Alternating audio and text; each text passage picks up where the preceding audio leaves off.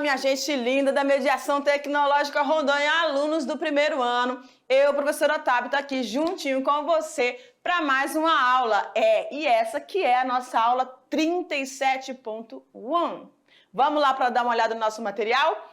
Então, galera, nós estamos caminhando aqui dentro da unidade 3. A gente já falou sobre sistemas reprodutores, nós já falamos sobre fecundação, correto?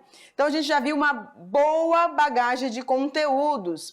E hoje, nessa aula, nós vamos falar sobre as famosas DSTs, ou doenças sexualmente transmissíveis. E também vamos falar dos principais métodos contraceptivos. E nesse sentido, nós vamos então focar aí com vocês, tá? Falando sobre o HPV, voltando aqui. Uau! Só um minutinho, galerinha. HPV, a candidíase e o HIV, que são doenças, tá bom? No caso seria a AIDS aqui, que é o HIV, que é a causadora da AIDS, né? E vamos falar sobre os tipos de métodos contraceptivos, incluindo preservativo, masculino e feminino, vamos falar sobre o DIU, vamos falar sobre o diafragma, a tabelinha e a pílula. Ah, prof, mas eu já tenho algumas informações, beleza, tranquilo, mas você tem que lembrar que a gente vai dar uma passeada nessas informações aqui, tá bom? E aí você vai tirar todas as suas dúvidas, mas para a habilidade desta aula, nós temos qual, prof? Compreender os processos de reprodução e os devidos cuidados com a saúde em relação às DSTs. Galera, olha aqui pra mim. Então, eu sempre estou enfatizando para vocês, galera, que o nosso cuidado com as nossas ações, as nossas atitudes em relação ao meio onde nós estamos inseridos é primordial, tá bom? Nós não estamos sós nesse mundo, né? E nós temos uma contribuição, uma parcela de contribuição, cada ser vivo que está no planeta. E aí, quando a gente pensa no ser humano, pense que você é um ecossistema interno, você tem isso, né? Então, tem muita coisa dentro de você que precisa de fontes externas.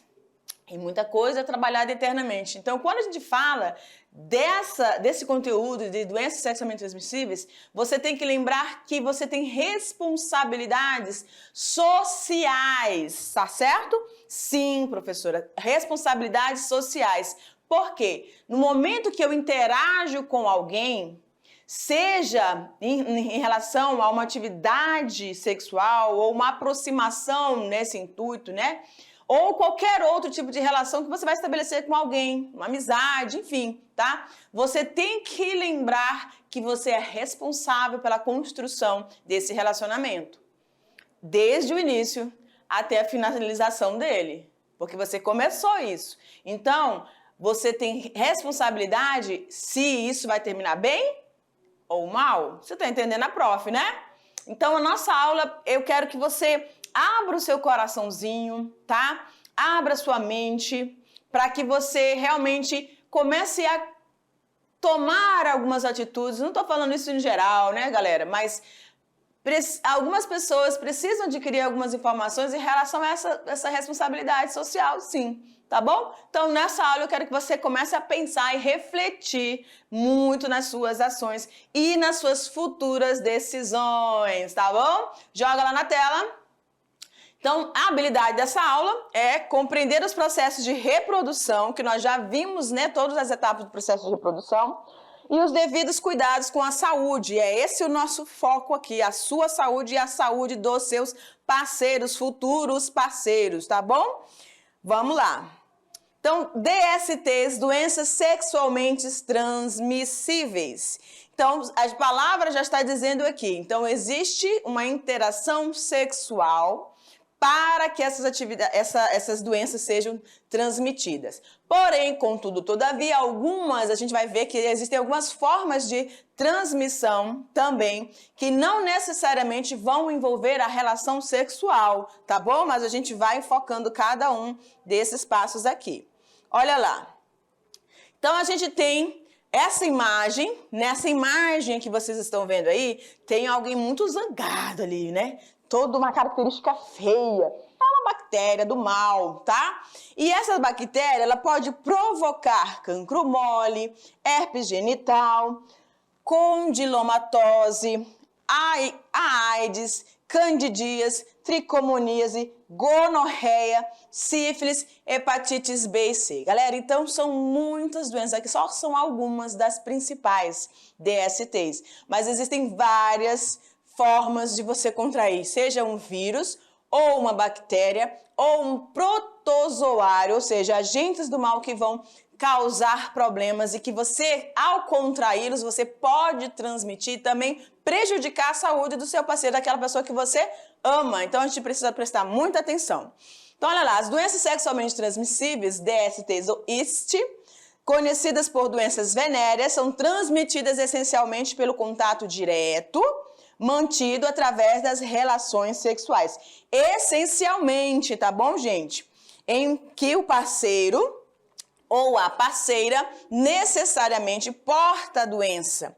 E indireto, por meio do compartilhamento de utensílios pessoais mal higienizados. Então, a gente também pode contrair as DSTs através desse compartilhamento de utensílios que são específicos seus, que você não deve estar partilhando, tá? Roupas íntimas, a manipulação indevida de objetos contaminados, como lâminas, seringas, tá certo? E é sempre recomendado, né? Nós mulheres que gostamos de ir no salão, hoje em dia os homens também costumam ir ao salão, então sempre leve os seus utensílios pessoais, tá bom? Porque de vez em quando sai ali alguma coisa, há um sangramento, né, na cutícula, enfim, então evite.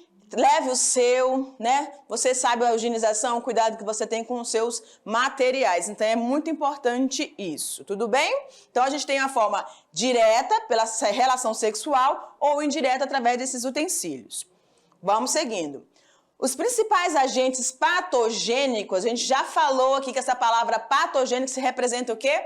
Organismos que vão provocar uma doença, tá bom? Então, esses principais patógenos são os vírus, as bactérias e os fungos, tá? A gente tem a representação aí de cada um deles, bactérias, os fungos e os vírus, tudo bem?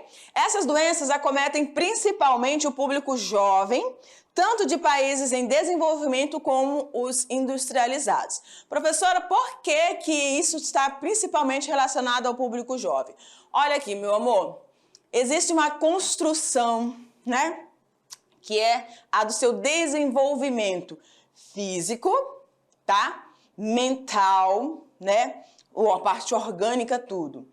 Então, a gente diz que no momento, biologicamente falando, no momento que a mulher, né, a menina, tem a sua primeira menstruação, elas pode, né, não é que ela esteja preparada, mas ela pode gerar a partir de então uma outra criança, um filho, certo? Biologicamente falando, menstruou, ela já entrou no processo de ovulação e aí ela pode engravidar. Porém, existe uma questão social que é o seu desenvolvimento. Se essa pessoa, nessa faixa etária em que ela se encontra, ela está socialmente, ela é socialmente responsável já por um outro ser? Será que ela tem essa maturidade para cuidar? Porque cuidar de um outro ser quer dizer que ela vai ter que dar a desalimentação, a moradia, a vestimenta, a educação. Isso tudo vai ter que envolver uma questão financeira, não é verdade? Então a gente precisa tomar muito cuidado, muita atenção para isso. E os meninos também têm essa responsabilidade que a partir do momento que eles entram na puberdade, eles também podem engravidar uma menina e, consequentemente, vão ser pais. E isso traz muita responsabilidade também, tá? É nesse sentido. Então, eu sei que nessa faixa etária, da adolescência para a juventude, muita coisa passa na nossa mente, né? Muitos hormônios atuando, né? A flor da pele, eu sei que eu já passei por isso, tá? Mas a gente tem que ter muita calma, muita cautela e tentar pensar o máximo possível nas nossas atitudes, porque todas as atitudes, todas as ações que nós fazemos tem uma consequência. Então, que seja uma consequência que você consiga lidar com ela. Tudo bem? Vamos para a tela? Então, jogando aqui. Consequências de vários fatores de relevância familiar e governamental. Por exemplo, a promiscuidade, que é o descuido do indivíduo com a saúde, e a carência ou mesmo a falta de programas educativos. Então, nas escolas antigamente, tinham muitas questões de programas, né, que trabalhavam mais acentuadamente isso. Hoje em dia existem projetos que são realizados por professores da área de biologia, da área de sociologia, tá? Mas isso é muito importante para que a gente esteja conscientizando essa juventude em todas essas relações de importância para a sociedade, as suas ações, o que você está fazendo, como é que você está contribuindo e o que você pode prejudicar aí a vida de uma outra pessoa, né? E até mesmo a sua. Olha lá. A maioria das DSTs pode ser tratada como um ciclo de antibióticos. A gente já falou também que os antibióticos eles servem para quem?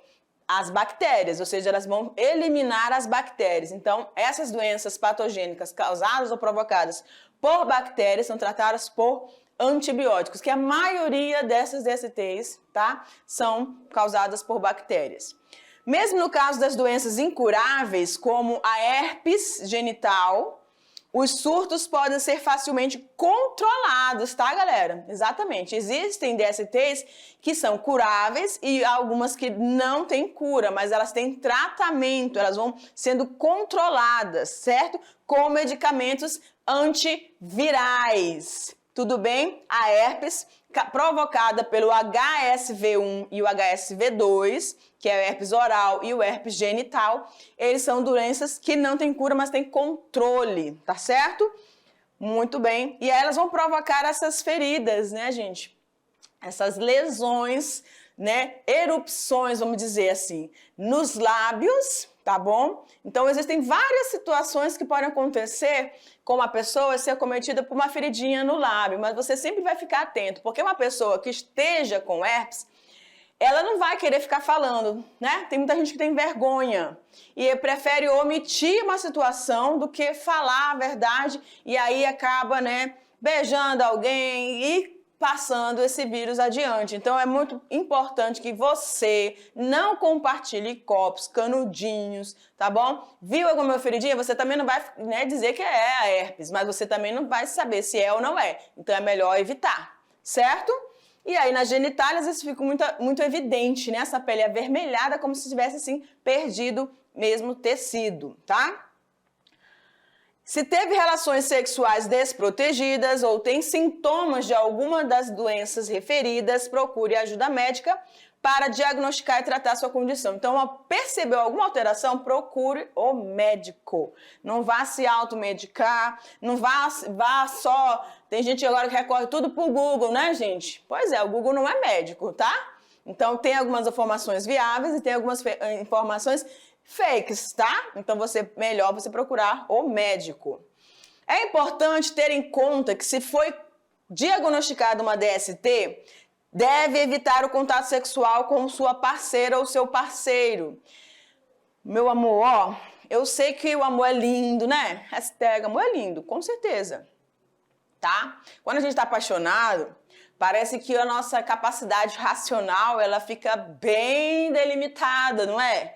A gente não pensa mais em nada disso, não pensa nos perigos, não pensa porque eu já fui jovem e eu sei como é. A gente não está raciocinando bem, porque está envolvida nesse amor, nessa paixão, né? Amor não, paixão, que a gente se apaixona muito, tá? Amor, eu tenho minhas situações aí que eu acho que é uma vez só, mas tudo bem, vai quem acredita que é mais, tá? Mas paixão, a gente se apaixona muito. E aí, quando a gente se apaixona, pensa que aquela ali é a última pessoa do mundo, né? E faz tudo, quer agradar em tudo, mas não é assim. A gente precisa parar e pensar racionalmente, tentar buscar essa racionalidade. Poxa, eu tô vendo alguma coisa aqui, né? E a pessoa insiste de uma atividade, uma relação sexual sem camisinha. Ah, porque eu amo demais, eu vou deixar passar. E aí? Vai ser legal você contrair uma doença só porque você deixou passar por causa de uma paixão, né, gente? Então trata, a pessoa se trata, você se trata, e aí depois, né, isso e vai da situação, tá? Não estou induzindo ninguém aqui, certo? Eu estou falando daquelas pessoas que já têm uma atividade sexual, tá bom? Mas vamos pro foco? Vamos lá? Então, se a infecção que a infecção esteja completamente curada, caso contrário, ocorre o risco de transmitir a doença. Então, tem que sentiu alguma coisa, foi ao médico, tratou, tem 100% de certeza que está curado, no caso das curas, ou no caso dos controles, tá tudo bem, mas aí é interessante aquelas que você tem por uma herpes que não é curável, você usar sempre a camisinha para poder se proteger. O uso de preservativo associado a alguns cuidados impede o contágio e a disseminação, tá? Em relação às DSTs, se não forem diagnosticadas e tratadas corretamente, além do processo infeccioso, devem levar à infertilidade. Olha só aqui essa palavrinha, né, galera? Infertilidade, que é o surgimento de outras doenças oportunistas até a morte. A infertilidade, olha aqui para mim, a infertilidade, ela está relacionada com a dificuldade, ou seja, você vai contrair uma doença que pode provocar uma alteração, tá? Na sua ovulação, nos seus ovários, nas suas tubas, enfim, que vai dificultar, no momento em que você quiser ser mãe, vai dificultar esse processo, ou no caso do homem também, tá? Então, não é que a pessoa não vá conseguir ter filhos, ela vai ter uma certa dificuldade para gerar um filho, engravidar. Tudo bem? Vamos jogando lá na tela. Vamos seguindo. As principais DSTs. Então, vamos falar sobre as principais aqui. Aí você vai fazendo as suas anotações. Qualquer dúvida, estamos aqui, tudo bem? Sífilis é a primeira doença que a gente está falando aqui. E essa é transmitida pela bactéria Treponema pallidum. Então, nós temos aí, deixa eu colocar um... Cadê? Marcador. Não mudou a corzinha? Tudo bem, vamos com ela mesmo. Treponema pallidum, que é uma doença com evolução crônica. As doenças crônicas são aquelas que ficam ali, ó, por muito tempo, são lentas, né? Com surgimento, no caso da sífilis, de um chamado cancro duro, que é uma lesão, como nós estamos visualizando aí na glande desse pênis aí, tá? Nos órgãos genitais e posterior aparecimento de lesões espalhadas pelo corpo. Então, olha só como é que interessante, né? A gente tem a herpes labial, que nós vimos a imagem anterior, e ela dá sim mais na parte externa, né? E existe a sífilis, que também pode provocar essas erupçõezinhas, né? Na parte interna da boca, tá? Nessa parte mais sensível. Então, isso também tem a questão das aftas, mas aí você não vai saber se é afta, se é, né? Então, você tem que estar muito atento a cada uma dessas lesões. Teve algum ferimento? Evita beber, compartilhar copo, enfim, tá? E aqui a gente tem as erupções cutâneas, quando generalizadas, causam complicações cardiovasculares, olha só que grave, né? E também no sistema nervoso, desencadeando nas mulheres o aborto ou parto prematuro. Então, a mulher que contraiu o sífilis, né? A sífilis treponema, pode então vir a abortar e também pode ter um parto prematuro, tá? Só que nesse caso aqui a gente tem algumas etapas da sífilis, tá? Então vamos aqui à imagem, ó. Nós temos 3 fases, a primária, a secundária e a fase terciária. Na fase primária, você vai ter essas erupções que são chamadas de cancros duros nas genitálias, tanto femininas quanto masculinas. Tá? Elas provocam coceira, uma certa dor também. E aí nós temos a sífilis secundária, onde você vai ter essas erupções, que é justamente aquelas que vão ser mais visíveis, está num grau mais acentuado, tá bom? Então, nas palmas das mãos, nas costas, no rosto, tá? Então, ela vai causando essas erupções no corpo todo, no tecido epitelial aí. E aí a gente tem a sífilis terciária, que vai provocar isso se você não procurar um médico logo que aparecerem essas primeiras feridas. Eu acho muito difícil a pessoa deixar passar batido isso aí, tá? Porque elas ficam aí, vão surgindo aí passam 2 a 6, 3, 4 semanas, então você vai ficar incomodado e você deve procurar um médico, tá bom? E aí elas podem então provocar essas doenças tanto no sistema nervoso quanto também no sistema cardiovascular, certinho? E aí nós temos uma outra DST que é a gonorreia. Então a treponema, tá? Que vai causar sífilis, causado por essa bactéria, e aqui a gente tem a Neisseria gonorreia. Deixa eu grifar ela aqui. Então, o contágio é pela bactéria Neisseria gonorreia, que provoca a inflamação da uretra e do canal urinário, tá? Pode alastrar-se para outros órgãos, causando complicações como artrite, meningite e problemas cardíacos. Então, na gonorreia, você vai ter essas produções de líquidos esbranquiçados, tanto na genitália masculina quanto na feminina também. Aí a gente tem esse pênis aí com essa lubrificação. Um odor também é característico da gonorreia, tá bom? Uma coceira, uma irritação mesmo.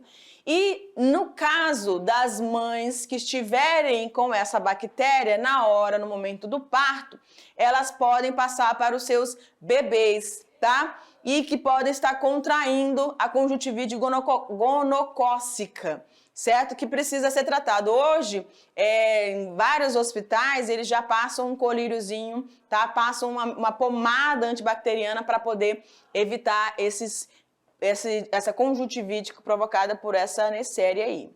Tudo bem? E se não tratada, galera, pode causar cegueira, tá? É muito sério isso. Nós temos a tricomoníase, causada por um protozoário do tipo Trichomonas, eu ia falar Trichomonas. Trichomonas doni, que vai atingir principalmente o aparelho digestivo. Vocês estão vendo que essas doenças, elas entram no seu organismo pela via, né, sexual ou por utensílios, mas elas vão se instalando e prejudicando os seus órgãos, né? Vão especificamente agir em sistemas que vão provocar um transtorno para você de fato, tá?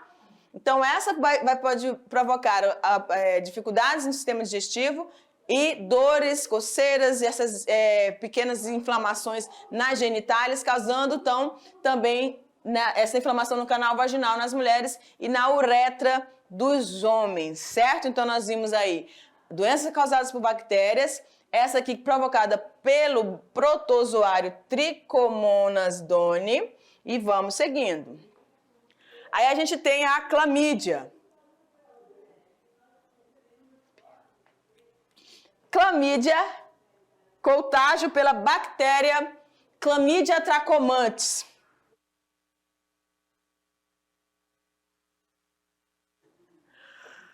Eu fechei o nariz.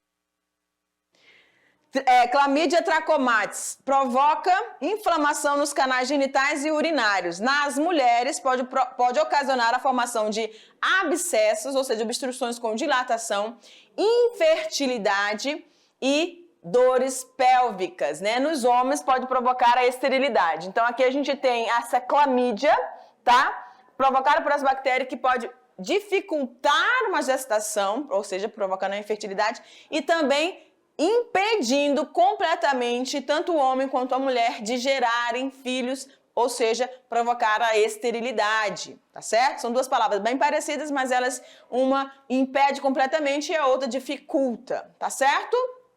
Vamos seguindo, mais uma doença provocada por bactéria.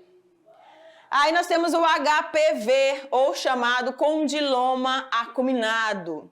E esse é provocado por um vírus, como a gente está visualizando ali. Parece, né, bonitinho, né? Mas é um transtorno realmente e tem dizimado muitas vidas, infelizmente. Então, o HPV, ele vai provocar como se fosse verrugas, tá? Você tá vendo aí na parte dos lábios, nas mãos, nos dedos, tá? Nos pés também. Então, vamos lá.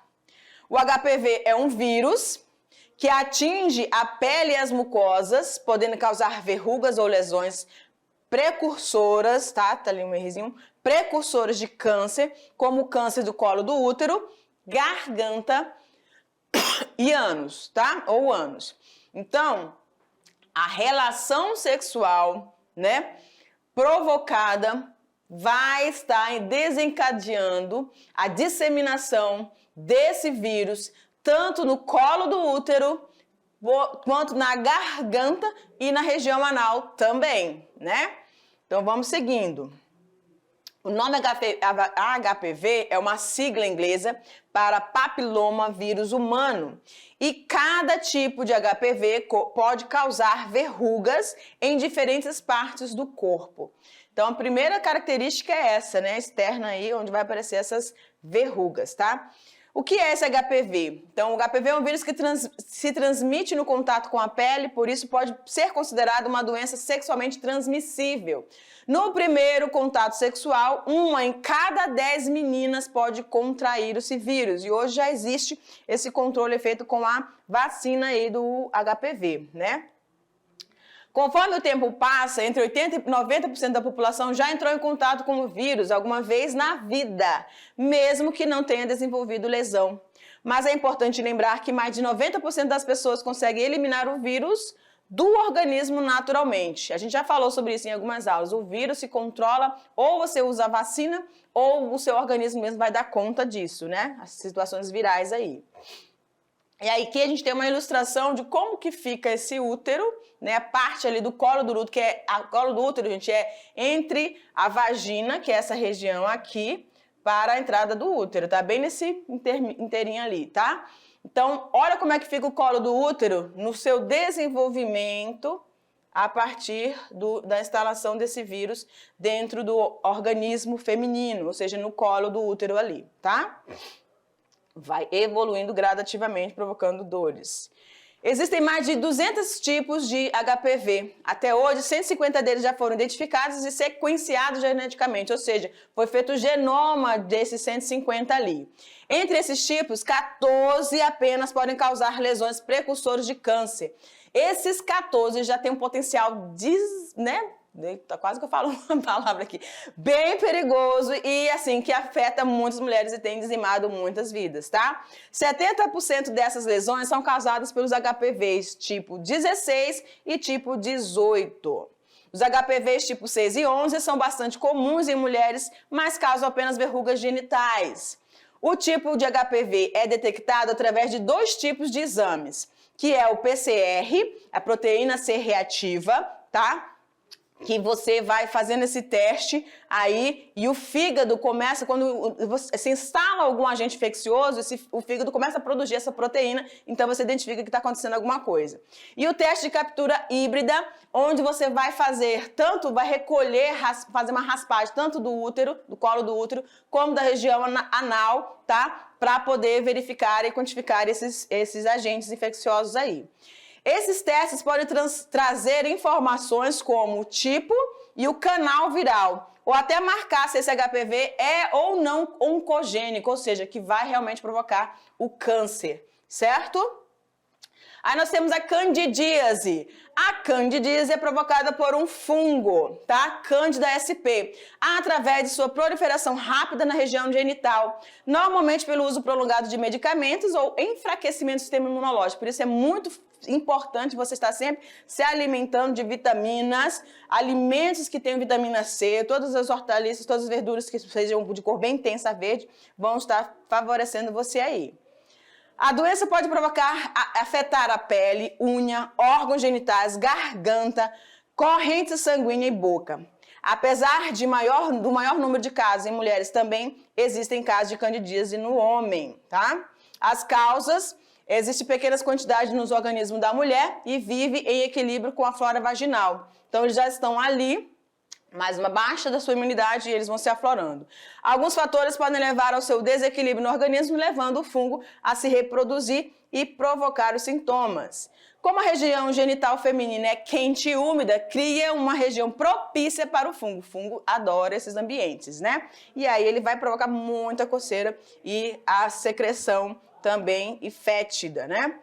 o HIV, que é o famoso agente infeccioso que vai provocar a AIDS.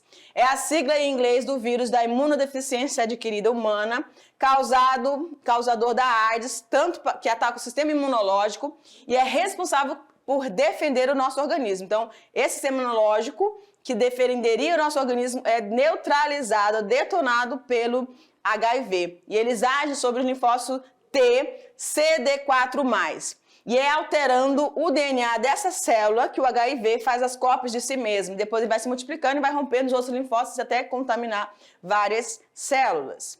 Os sintomas são muito semelhantes aos de outras viroses, sendo mal-estar, cansaço. Logo, a pessoa nunca imagina que está com AIDS. Pensa que é alguma outra situação, né? Mas se ela for bem atenta, ela vai se ligar. A doença ataca o nosso sistema imunológico, nos deixando fracos e susceptíveis a outras infecções, porque destrói as células de defesa do nosso corpo. Esse vírus HIV compartilha algumas propriedades comuns, que é o período de incubação, tá? Surgimento dos sintomas da doença, infecção das células do sangue e do sistema nervoso e supressão imune. E de que forma a gente pode contrair o HIV? Sexo vaginal sem camisinha, sexo anal sem camisinha, sexo oral sem camisinha, uso de seringa por mais de uma pessoa, transfusão de sangue contaminado, de mãe infectada para o seu bebê durante a gestação, no parto e na amamentação, instrumentos que furam ou cortam não esterilizados. E a forma que você não vai contrair: sexo desde que se use corretamente a camisinha, masturbação a dois, beijo no rosto ou na boca, suor e lágrima, picada de inseto, aperto de mão ou abraço, sabonete, toalha, lençóis, talheres e copos, assentos de ônibus, piscinas, banheiro, doação de sangue. E pelo ar, você não vai contrair essas doenças por tendo essas atitudes. E com relação aos métodos contraceptivos, são eles responsáveis por evitar a gravidez. Também podem ser utilizados para prevenir doenças causadas, né, por esses agentes infecciosos ou as DSTs. Então, servem para não conceber, mas também são utilizados contra as DSTs. Então, a gente tem aqui muita atenção na nossa situação, né? A escolha de um método para evitar a gravidez tem de ser feita com o auxílio do médico, não é você que vai escolher, você tem que ser analisado para ver o melhor método. Então, os métodos contraceptivos comportamentais, hormonais, cirúrgicos, de barreira e o dispositivo intrauterino, que é o DIU. Em relação a esses métodos comportamentais, eles consistem em evitar relações sexuais durante o período fértil. Para isso, a mulher precisa descobrir quando ele ocorre. E nesse sentido, ela tem que ser uma mulher com uma regulação, uma frequência regular da menstruação. Não pode, no mês ela menstrua de 25 dias, depois ela menstrua com 28, depois com 30. Mulheres desreguladas, que não sabem exatamente quando elas vão menstruar, não podem fazer esses usos, tá? A abstinência é um método eficaz, né? Evitar a relação sexual, não vai engravidar. Método da tabelinha consiste em não ter relação sexual no período fértil. Então, se você é regular e tem um ciclo de 28, no 14º dia você está ali, entre o 14º, 3 dias antes, 3 dias depois, você está no seu período fértil, então tem que evitar a relação sexual, principalmente desprotegido, tá? É chamado método da tabelinha. Aí nós temos o método da temperatura basal. O período fértil é calculado na medição da temperatura, determinando o aumento da temperatura pós-ovulatório. Então, você usa um termômetrozinho e lá você vai saber se você está ovulando, né? E aí você vai evitar essa relação. O coito interrompido, que se baseia na capacidade do homem, que nem todo homem tem essa capacidade, tá? De pressentir a iminência da ejaculação e retirar o pênis da vagina. Então, tem que ser preciso, que escapuliu alguma coisa, já foi. Métodos de barreira. Esses métodos impedem a ascensão dos espermatozoides ao útero, sendo que alguns são fundamentais na prevenção das DSTs ou ITs, né? A camisinha masculina, que é o preservativo, onde você tem uma estrutura de borracha fina que deve ser colocada no pênis ereto antes da penetração. As camisinhas retêm o esperma ejaculado durante o ato sexual, impedindo a fecundação. Então, eles servem para isso, né? Para estar impedindo esse encontro do espermatozoide com o óvulo, mas também evitam algumas DSTs. E a camisinha feminina, que é esse preservativo, diferente do masculino, tem 2 anéis. Um anel você faz como se fosse um 8, introduz na vagina e ali na entrada do pênis você vai estar protegido nessa relação, tá? Contra a gravidez, tá? Vai evitar a gravidez. Doença sexualmente, não. Ok, o diafragma trata-se de um capuz de borracha flexível que deve ser colocado na entrada do útero antes da relação sexual, bloqueando a passagem dos espermatozoides. E esse aqui, ele é recomendado desde que você conheça bem o seu corpo e outra. Você tem que usar o espermicidas também, tá? Tanto na parte interna e externa, nas bordas, porque ele não fica bem acoplado no trato feminino, tá? E não protege contra as DSTs. Os métodos hormonais, baseia-se na utilização de produtos hormonais, cuja administração por diferentes vias vai provocar a inibição da ovulação, o que consequentemente impossibilita a fecundação e a gravidez. E aí nós temos a pílula anticoncepcional. O principal método hormonal é a pílula, geralmente com uma mistura de derivados sintéticos de estrogênio e progesterona, que são os hormônios femininos, tá? Que inibem o aumento do hormônio luteinizante, que nós já vimos na aula de gametogênese, e é um método eficiente se for usado corretamente. O índice de falha é muito baixo. Aí nós temos os injetáveis, que utilizam a seringa, injetando esses hormônios no período da ovulação, para evitar a ovulação. Adesivo transdérmico, que libera os hormônios na pele e deve ser trocado semanalmente. Então, se você é muito desatenta, é melhor usar a pílula mesmo, né? Mas aí depende também do seu aconselhamento lá com o seu médico, tá? Pílula do dia seguinte. Esse método só deve ser usado nos casos de emergência, ou seja, nos casos em que os outros métodos anticoncepcionais não tenham sido adotados ou tenham falhado de alguma forma. Você esqueceu, teve uma relação e aí você usa a pílula do dia seguinte. Este contraceptivo contém um levonorgestrel, que impede a gravidez, inibindo a ovulação, fertilização e implantação do blastocisto. Implante hormonal, microbastão de hormônio sintético similar à progesterona, que é implantado no antebraço com uma anestesia local e inibe a ovulação. A maioria deles vão estar agindo nessa questão da ovulação. Aí nós temos os DIUs, são artefatos de polietileno, os quais podem ser adicionados cobre ou hormônios, que são inseridos na cavidade intrauterina só mesmo com o médico, tá bom? Exercendo a função contraceptiva. Atuam impedindo a fecundação, tornando difícil a passagem do espermatozoide pelo trato reprodutivo. Deve ser colocado pelo médico, sendo necessário o controle semestral para evitar essas situações. Os métodos cirúrgicos, aí nós vamos ter dois. A vasectomia, tá? Procedimento cirúrgico para esterilização do homem, ou seja, esterilização vai impedir, né?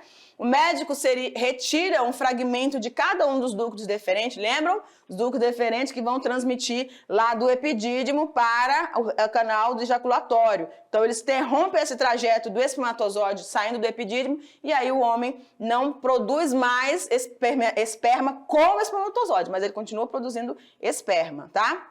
E aí a laqueadura, onde a mulher também tem a sua tuba uterina cortada, grampeada, impedindo aí a chegada do espermatozoide no ovócito, tá certo, galera? Então a mulher continua ovulando, o homem continua produzindo esperma, mas os espermatozoides não chegam no ducto ejaculatório e os óvulos não ficam ali, são interrompidos aquela via, o canal onde seria esse encontro. Tudo bem, galera? Então esses são os métodos contraceptivos e a gente fica para nossa aula de revisão já já. Beijinho!